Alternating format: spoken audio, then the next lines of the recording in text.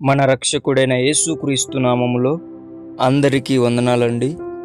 ఈరోజు దేవుని మాటలు 2వ సమూయేలు గ్రంథము 22వ అధ్యాయము 30వ వచనము.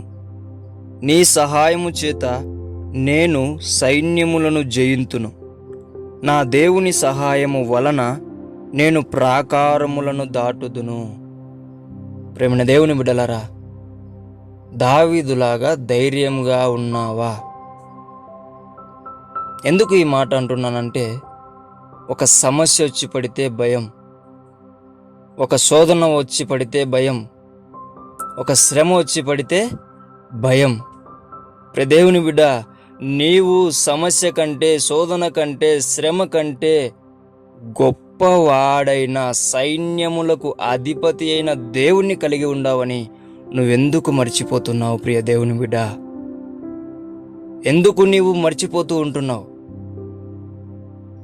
బాగా ఆలోచించు. నీ సమస్య కంటే దేవుడు గొప్పవాడు కాదా? నీకు వచ్చిన శ్రమ కంటే దేవుడు గొప్పవాడు కాదా? నీకు వచ్చిన శోధనను దేవుడు విడిపించలేడా? ఆలోచించు ఒకసారి.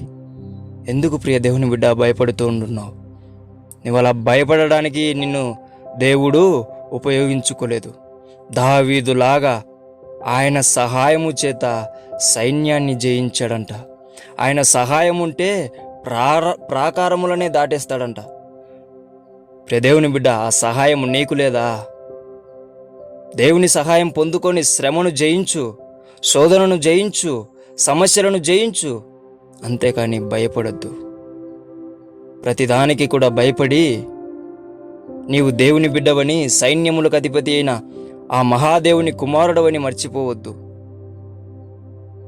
ప్రతి ఒక్క బిడ్డ కూడా సమస్యకు భయపడకోకుండా, శోధనకు భయపడకోకుండా, శ్రమకు భయపడకోకుండా, నేను నా దేవుణ్ణి కలిగి ఉన్నాను, ఆయన నా సమస్య కంటే గొప్పవాడు, నా శోధన కంటే గొప్పవాడు, నా శ్రమ కంటే గొప్పవాడని విశ్వాసం కలిగి దావీదులు లాగా ధైర్యంగా బ్రతకాలని దేవుని పేట మనవి చేసుకుంటున్నానండి. దేవుడి మాటలను దీవించునుగాక. ప్రార్థించుకుందాం. యేసయ్యా, మీకు వందనాలు, స్తోత్రాలు నాయన. ఎవరైతే ప్రభువా సమస్యను చూసి, శ్రమను చూసి, శోధనను చూసి భయపడుతూ ఉంటున్నారో వారిని బహుధైర్యపరిచిన దేవా, మీకు వందనాలయ్యా. ఇక నుంచి అలా భయపడకోకుండా నా తండ్రి, వాటన్నిటికంటే నీవు గొప్పవాడని వారిలో విశ్వాసం కలగజేసి నీవే నా తండ్రి నీ నామాన్ని మహిమపరుచుకోమని యేసు నామంలో ప్రార్థిస్తున్నాము తండ్రి. ఆమెన్.